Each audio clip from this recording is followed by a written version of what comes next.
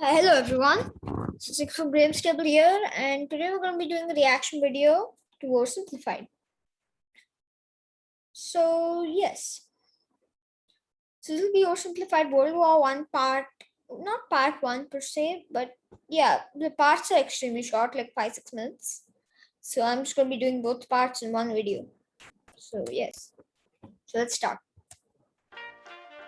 The world of 1914, a time of modern technology, culture, and fashion. Truly the height of civilization. Let's have a war. Let's have a war. Everyone knew a big war was coming. And I'd say this is the time when Europe was at its least cluttered. I mean, Germany is unified, Italy is unified, Austria-Hungary is there. The only cluttered parts are Balkans, where there's a lot of states. But other than that, there's not really many states in Europe. Even Ireland's part of the UK at this point. France wanted some stuff back that Germany. Yeah, Germany had taken during the Franco-Prussian War. Germany had taken Alsace-Lorraine from France. Had taken from it. Germany wanted to take more of everyone's stuff, just as it said. But I won't pause this much now. So stuff, and they were building a big, sexy navy that was making the British uncomfortable. These two empires thought they were really cool, but lots of Ottoman Empire was considered the sick man of Europe ever since, I don't know, early late 1700s. Ottomans were considered the sick man of Europe because from then on they were in decline. As you see my mouse, they just went skyrocketing and then they just extremely quickly declined. Austria-Hungary is made of many ethnic groups, so they would obviously split up at some point. of different people who lived there didn't think it was so Ukrainians, cool. Romanians, And some of them Slovaks, had even been declaring Czechs, independence Serbs, with help from Russia. Everyone was talking about each other behind each other's backs, throwing the fact that military technology had come a long way since the last major war. The last major war would have been the Franco-Prussian War, but if you count the last major war that pretty much engulfed all of Europe, that would be the Napoleonic Wars, a century earlier. And suddenly everyone was pretty eager to beat each other up. In this area of Austria-Hungary lived some Serbs and Bosnians who hated living in Austria-Hungary. And Sarajevo is the capital of modern-day Bosnia. So the Austro-Hungarian Archduke Franz Ferdinand goes there for a nice drive in an open-top car with his cars published in advance. 7 essential tips for assassinating world leaders. You wouldn't believe number 3. Yeah, he was assassinated in Sarajevo. And that went just about as well as you'd expect. Yep. Some assassins were waiting for him along the way and threw bombs at his car, but they missed and blew up some officers behind him instead. Yeah. So the Archduke goes into hiding, leaves Sarajevo, and the whole war never happens. No, he doesn't leave Sarajevo, and then the whole war happens. Except no, the Archduke doesn't. If he left Sarajevo, then basically 100 million people wouldn't have died. Basically 100 million people wouldn't have died during the wars. World War I, World War II. This guy could have just left Sarajevo. Leave, but instead goes back out in the open-top car to visit the injured officers in hospital. The driver takes a wrong turn and by sheer coincidence gets stuck beside one of the failed assassins. Yep. Who shoots him. Who shoots him and his wife. Austria-Hungary is understandably pissed about all this, and they think the Serbian government had something to do with They probably did. With it, which they might have. So they go to their ally Germany and say, hey Germany, we're going to declare war on Serbia, and Germany is all for that. So Austria-Hungary send a big list of impossible demands to Serbia. It's not like they flat out refused it. They accepted all of it but one, and that one was letting Austro-Hungarian officials go to Serbia to investigate it. And the Serbians thought that if they did that, then it would be giving up their own sovereignty. Serbia, and when Serbia refuses, they declare war. Austria-Hungary and Germany are friends, and Serbia is protected by Russia, who's friends with France, so they'll declare war on each other. Montenegro joins in too. France and Britain also have a kind of alliance. The Entente was formed a decade or two earlier with Britain, France, and Russia. When France says, hey Britain, you got my back? Britain is like, Maybe. Wow, yeah. And then they decide to stay out of it, which is great for Germany because Germany has a plan. They know that Russia. So since they're 100% going to explain this, but I also want to explain it. So the Schlieffen plan was basically a plan where they would knock France out of the war first and then knock Russia out of the war. The way they do that is go through Belgium. But they knew if they went through Belgium, the UK would come in since they're violating Belgian neutrality, which the UK was, well, like one of the main protectors of Belgium along with France. So yes, if they violate Belgian neutrality, then yeah, that's going to bring the UK in. So if they could just take France out of the war, they'd also knock the UK out of the war in the process. Then they could just focus the entire army on Russia, since big slow Russia would take so long to mobilize. But Russia mobilized a lot faster than they expected. Russia is so big and clumsy that it will take them a while to get ready for war. So with this guy in charge, Germany will send all its troops into France at lightning speed while Russia's getting ready. And Hitler did the same thing in World War II. And it kind of worked, but in Russia he got slowed.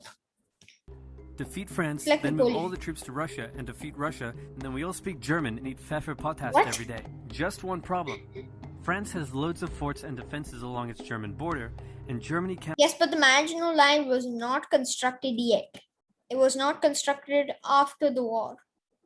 So they didn't have it that many until the Maginot Line was constructed.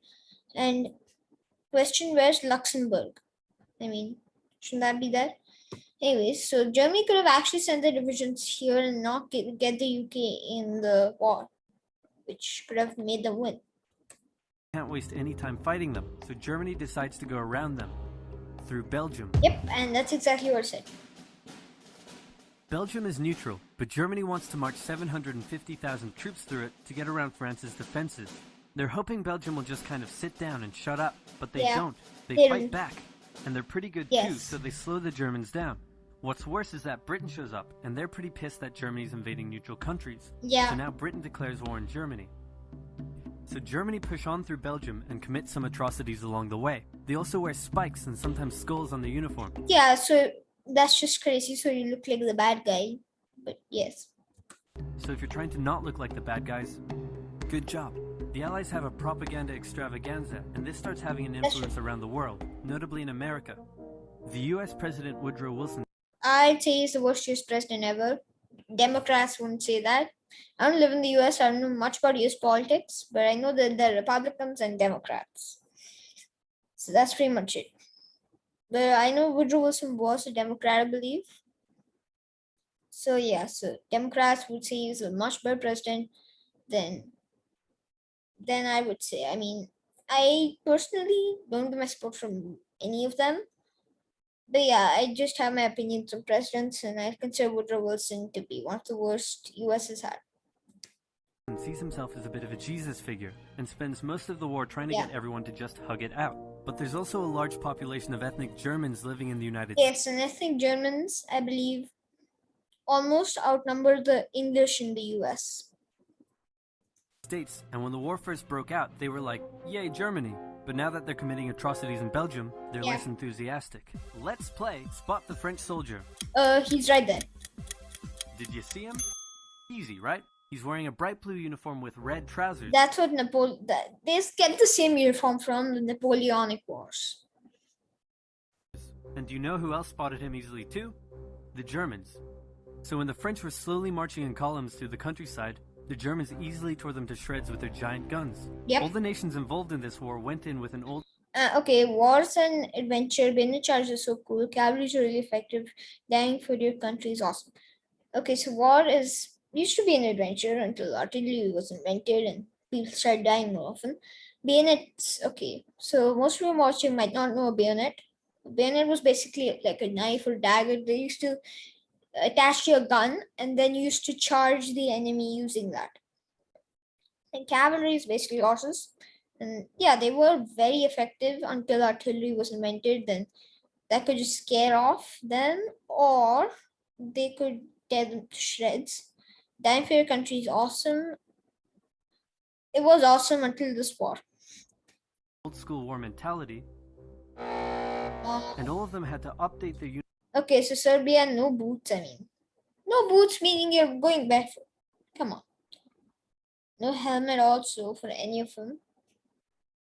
Then Serbia is wearing a red collar, gives away a bit. Russia's, I'd say, would be the best uniform, but France, come on, France, change it. Uniforms and tactics a lot during the Great War. You can only access This war common was going to France. be like nothing anyone had ever seen before. Russia's ready for war, and way earlier than expected. Hey, Austria-Hungary, can you get on top of that? Yeah, no. Austria-Hungary, even though strong empire at the time, always faced manpower shortages. They just didn't have the population, and yes, they just kept facing manpower shortages throughout the war. Oh yeah, sure, we've got this. Nope. See, you So only Germany send has one to send division. some troops back to the east to defend against the Russians. The chief of staff of the Austro-Hungarian army is this guy, and although he is handsome, he turns out not to be the best military strategist. True. Austria-Hungary constantly ignores Germany's advice. Why? Just come on, this is the only border you share with Russia. Romania eventually joined in. So you're fighting from here all the way to your shoreline in the Mediterranean. And then you also fight Italy. So you're basically fighting everywhere other than your border with Switzerland and Germany. So yeah, so just basically fighting everywhere other than their coastline, the border with Switzerland, and the border with Germany. And then comes running back to Germany whenever they get in trouble. Yep. Austria-Hungary even gets its ass kicked by tiny Serbia, Yeah. who repels all their invasion attempts. But Belgrade's located here, I believe. So they can easily they took Belgrade in just like 1 to 2 weeks of the war and held it until they were finally pushed out to Serbia. That was the last thing they had in Serbia. At the start of the war. It's better news for Germany in the north, though, where they almost completely wiped out the Russian Second Army. Back on the Western Front, the Germans continue advancing and are in sight of Paris. At this point, anyone would be forgiven for. So when that happens, Joseph Joffre, the leader of the French army, tells them to stop running and keep fighting. Thinking the Germans were going to get that quick victory after all, but then things start to go wrong. The French commander-in-chief knew something had to be done, and he ordered his armies to stop retreating. In the resulting battle, a gap opened up in the German lines. If a gap opens up, the enemy can use it to go here and flank you from the side and behind. The enemy can use it to flank you from the side and behind, so the German armies have to retreat. The Allies launch a counterattack, so the Germans dig into defensive positions. The trench warfare at the Western Front was brutal. I'd say the trenches, just living there, kill more people than the actual combat itself. The Allies do the same. Then both sides move north, trying to outflank each other along the way. When they reach the sea, they're in a stalemate with trench systems running the whole way from the coast of the English Channel, North Sea. The English Channel here ends here, so North Sea, all the way to Switzerland. Coast to Switzerland. And they also don't show Liechtenstein in this, so yes. The beginning of trench warfare on the Western Front. Here's how trench warfare works. Two opposing lines of trenches with no man's land in between. No man's land, yes. And he'll 100% explain it, so I won't do it, but yes, he'll explain how trench warfare works. 100%. One side would pummel the other with hundreds of thousands of artillery shells, sometimes for days at a time. This had a huge psychological and that left them shell-shocked. Effect on the soldiers, leaving many shell-shocked. Then, the attacking troops would leave their trenches and rush across no man's land, a muddy wet mass of shell craters and barbed wire. The defending trench would unleash machine gun fire on the attackers. And there were machine guns at the time of World War I. Inflicting thousands of casualties. The attackers would send wave after wave until either they gave up or the opposing trench was finally overrun. There would be months of fighting and the deaths of thousands in order to gain a few meters or kilometers of land. Living in the trenches was hard work too. See, I just said living in the trenches killed more people than the actual fighting itself on the Western Front.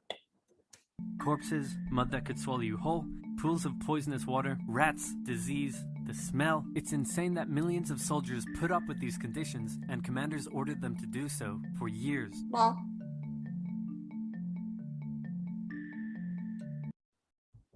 Okay, I said we'd be doing part 2, but I think I've been talking more than the actual video, so I think it's been 15 minutes already.